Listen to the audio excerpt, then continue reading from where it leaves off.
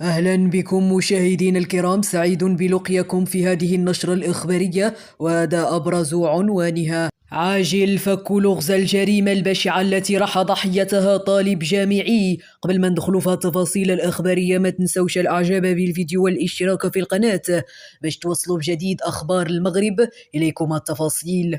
تمكنت عناصر المصلحة الولائية للشرطة القضائية بمدينة طنجة بتنسيق مع نظيرتها بمدينة تطوان على ضوء معلومات دقيقة وفرتها مصالح المديرية العامة لمراقبة التراب الوطنية زوال يومه الاثنين 7 نوفمبر الجاري من توقيف فتاة قاصر تبلغ من العمر 17 سنة، وذلك للاشتباه في تورطها في ارتكاب جريمة الضرب والجرح باستعمال السلاح الأبيض المفضي إلى الموت، والتي ذهب ضحيتها طالب يبلغ من العمر 20 سنة.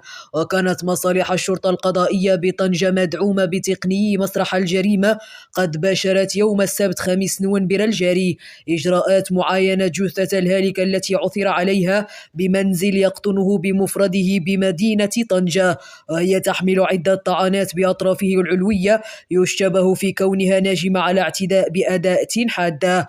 وقد مكنت الأبحاث والتحريات الميدانية الدقيقة التي بشرتها الفرق الأمنية من توقيف المشتبه بها الرئيسية في ارتكاب هذه الأفعال الإجرامية، والتي تعكف حاليا إجراءات البحث القضائي على تحديد أسبابها ودوافعها.